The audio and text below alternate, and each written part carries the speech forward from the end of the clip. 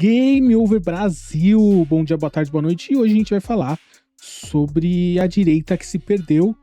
E quem vai pagar essa conta, no final das contas, é o Brasil. Tanto as pessoas de direita quanto as pessoas de esquerda, porque não temos mais nada que se dê como o contraditório na política. Hoje nós temos o alarmismo, a histeria e a gritaria para alimentar as bolhas com migalhas de informação, migalhas de ódio e de frustração. Muito obrigado, vamos ao vídeo, roda a vinheta.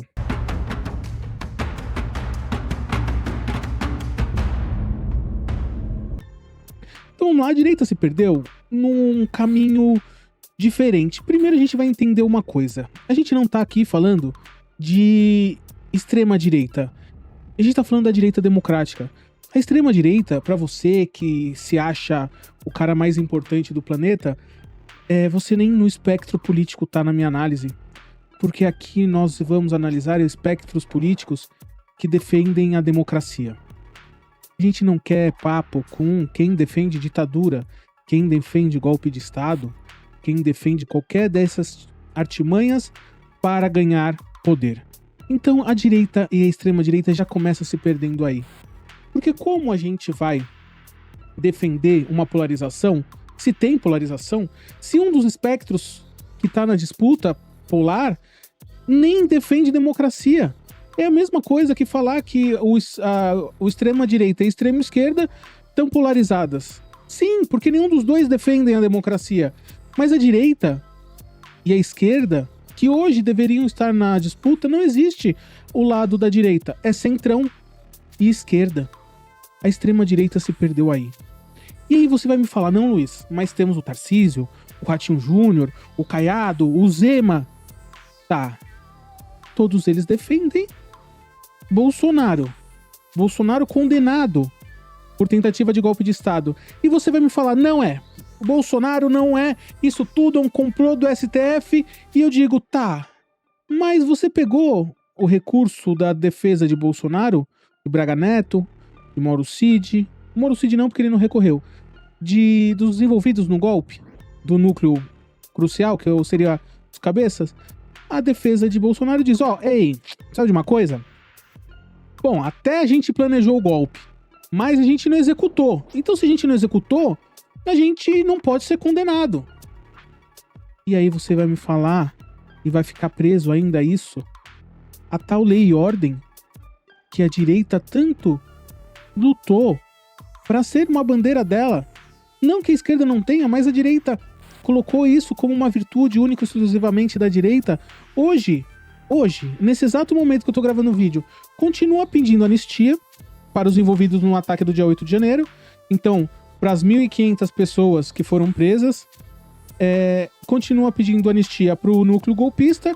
E hoje está sendo julgado o núcleo de execução, que era o núcleo que ia matar o ministro Alexandre de Moraes, o presidente Lula e o vice Alckmin. Continua pedindo anistia para essa galera.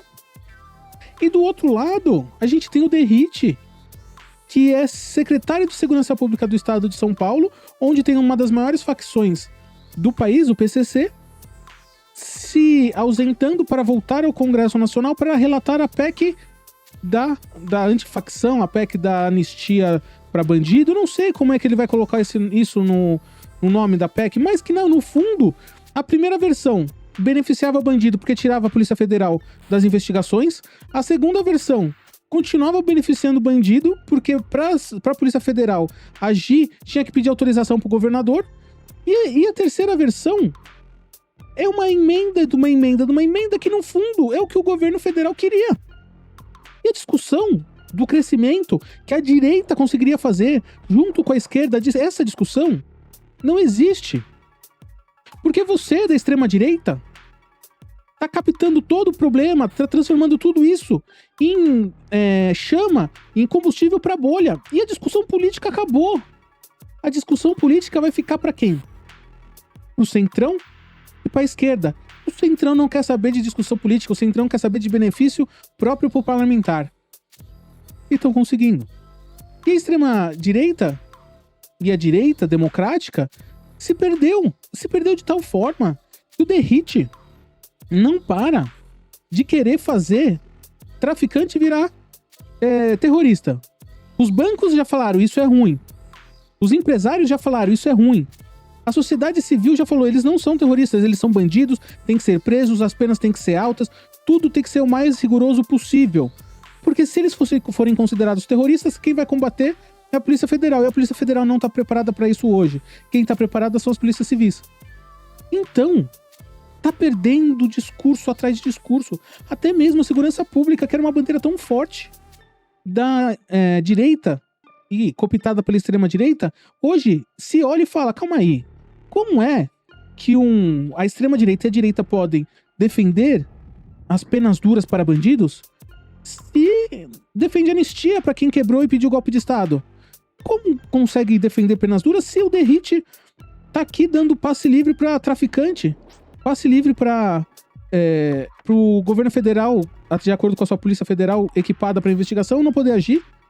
E outra coisa, ele perdeu uma grande oportunidade, porque se você enquadra organização criminosa, aumenta as penas de organização criminosa, que incluiria o PCC, incluiria o Comando Vermelho, incluiria qualquer facção, incluiria as milícias, incluiria também aquele deputado da emenda Pix, que desvia dinheiro, aquele deputado que tem esquema de rachadinha, aquele deputado, sabe, que tem a gloriosa fábrica de chocolate, incluiria todos esses em organização criminosa, porque são organizações criminosas, porque a definição é 4 ou mais indivíduos se reunir para cometer um crime. Então ele teve a faca e o queijo na mão de endurecer as penas de todas as organizações criminosas do país.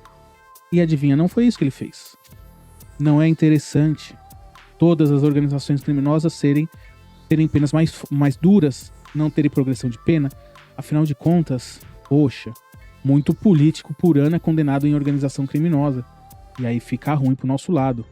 E esse patriotismo que a gente tá vendo que está se desmaterializando na direita e na extrema-direita, desmaterializando por quê? Porque eu não vi um governador, eu não vi um deputado, eu não vi um senador de direita, extrema-direita, questionar as ordens do Trump, criticá-las, que seja, a taxação das nossas empresas, ou falar, calma aí, a Venezuela, a guerra é aqui no nosso quintal, se invadir lá para invadir aqui é um pulo. Como é que a gente vai lidar com tudo isso? Calma aí, Trump, deixa os venezuelanos lá. Nada. O patriotismo da nossa direita e nossa extrema-direita se resume hoje ao quê? A Eduardo nos Estados Unidos enlouquecendo com FBI, com perseguição Wi-Fi, que ninguém sabe onde estão os perseguidores, mas eles estão ali em volta dele o tempo todo, declarações estranhas. Onde está esse patriotismo que 5 anos atrás iríamos falar, os Estados Unidos está tentando intervir no Brasil? Os patriotas levantariam o mundo com bandeiras, caminhões, carros vestidos de verde e amarelo e dizendo, o Brasil é soberano. Esses patriotas agora defendem os americanos. Mas que loucura é essa da direita? Hoje você vê mais pessoas da esquerda. E nunca foi muito forte da esquerda a bandeira do patriotismo por conta da história da ditadura. Hoje a esquerda sim levanta a bandeira do patriotismo e fala, e aí, direita, vai levantar a bandeira dos Estados Unidos? Os patriotas que invadiram no dia 8 de janeiro fugiram para os Estados Unidos, 4 delas. E adivinhe, todas elas ilegais, todas elas presas. E os Estados Unidos falaram assim, ei, vai embora. Estão presas lá, esperando deportação. Os patriotas que fugiram para a Argentina, Javier Milei, Salvador, estão presos na Argentina. E aí, cadê o patriotismo? Que a extrema-direita cooptou de uma tal forma que não se tem mais uma credibilidade quando alguém da direita ou da extrema-direita fala patriotismo. E eu vou falar extrema-direita e direita porque a direita democrática existe.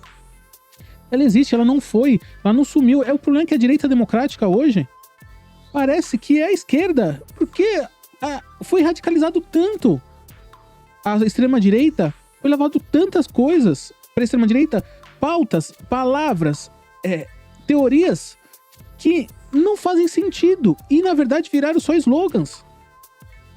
O liberal, o liberal, o liberal, o conservador, slogans que foram cooptados pela extrema-direita que não fazem nem sentido quando eles falam sobre eu sou conservador, eu sou liberal.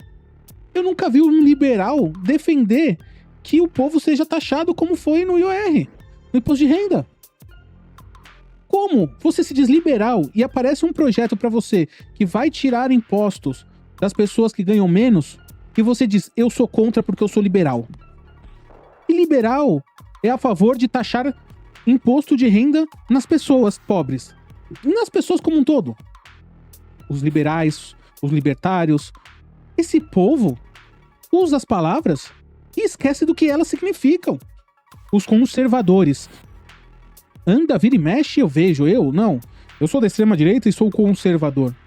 Você é conservador do quê? Você é conservador na política ou você é conservador nos costumes? São coisas diferentes. São pilares da sociedade totalmente distintos e provavelmente devem ficar separados até mesmo entre paredes. Os liberais e os conservadores ficam no parlamento. Os conservadores de costumes normalmente ficam nas igrejas. E não devem ser colocados no mesmo ambiente defendendo as mesmas coisas. Porque são coisas diferentes. São coisas totalmente diferentes. E aí você pega a PEC, a projeto de lei do deputado Derrite. A gente já falou um pouco dela, mas já temos livros, estudos, tem o professor Alcadipani que fala disso, tem o delegado Lincoln Gakia que fala disso, que a ideia é concentrar toda a inteligência na Polícia Federal, fazer um banco de dados nacionais de boletins de ocorrência, de presos. Os boletins de ocorrência não são nacionais. Se eu, por algum motivo, cometo um crime num estado e alguém faz um boletim de ocorrência contra mim, para isso ser visto pelo país todo vai demorar meses, se não anos, até isso tudo ser julgado. É ridículo. Tem que ser colocado tudo num banco de dados só, os boletins de ocorrência, as pessoas. Isso é óbvio, é claro. A Polícia Federal tem que ser mais equipada, com mais homens, com mais estrutura. As polícias estaduais. É isso que vai fazer com que a criminalidade caia, como o crime organizado caia. Mas, vamos lá. Eu sou um deputado. Minha rachadinha tá bombando. Minha emenda Pix tá bombando. Tô ganhando dinheiro à torto que é direito. Tô mandando lá pro meu amigo, que nem o Manga. Mando pro hospital lá da cidade do Manga, de Sorocaba. Aí faz um esquema lá com ele e tô retirando uma grana todo dia pra mim. Sou deputado federal. Por que raios eu vou querer que a Polícia Federal fique mais forte? Vai pegar meu esquema. Eu não quero que a Polícia Federal fique mais forte. Eu quero que ela fique mais fraca.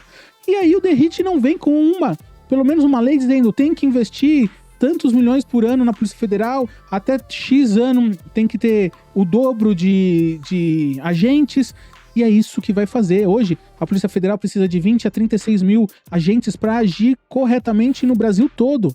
Hoje tem 13, 14. E não se fala disso. Essas coerências que me dão desgosto por ainda acreditar que a direita tem o seu papel político no Brasil. A extrema-direita já cooptou tudo, mas nós temos que entender, a extrema-direita nem no espectro político tá, eles estão defendendo ditadura e ditador. Eles estão defendendo golpe de Estado. O líder máximo deles é um golpista assumido, com delatores, com núcleo de execução, de mandar matar presidente, vice-presidente e ministro da Suprema Corte. Nem no espectro democrático eles estão. Como é que pode ser um tipo de polarização? Isso é ridículo. Outro dia, eu recebi um comentário de uma senhora dizendo: eu tô gostando disso porque Bolsonaro virará o nosso mártir. E com isso, levaremos e cresceremos a direita, ou a igreja, enfim. Aí depois ela devaneou e eu não vou nem falar. Mas o que me pegou foi o mártir. Bolsonaro será o nosso mártir.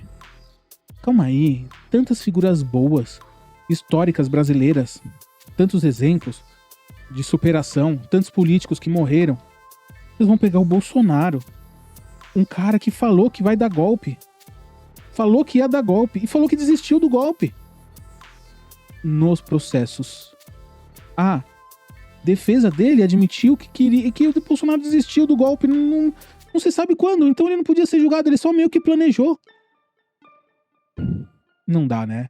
Se a direita quiser voltar a pelo menos participar da vida pública, precisa retomar a sua linha de pensamento democrático. É a primeira parte. E parar de fazer essa política de TikTok.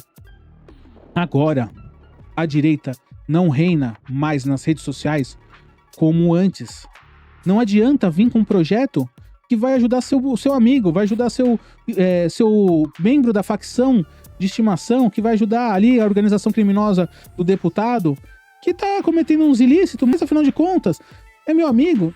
Não, Derrite, agora era hora de você ter vindo com um projeto de lei forte, ferrado, pegando toda a organização criminosa do país, organização criminosa de desvio de dinheiro, organização criminosa de falsificação, organização criminosa de droga, organização criminosa de lavagem de dinheiro, toda a organização criminosa. E aí você não veio. Late que nem um Doberman quando é pra falar da esquerda. Agora, quando é pra punir bandido, organização criminosa de verdade, sai latindo que nem uma cadela com o rabo no meio das pernas. Porque foi isso que você fez. Mudou de ideia 3 vezes num projeto que era para dar um alívio à população e uma esperança que o crime ia ser combatido. E no final das contas, não se fez nada, se fez barulho, se fez espuma, e a extrema-direita mais uma vez alimentou sua bolha e o país que se dane. Derrite quer ser senador. E é isso que tá em jogo agora. Nada além de política pela política. A extrema-direita não está mais se entendendo. Eduardo nos Estados Unidos, Jair preso e os outros 2, cada um correndo para um lado.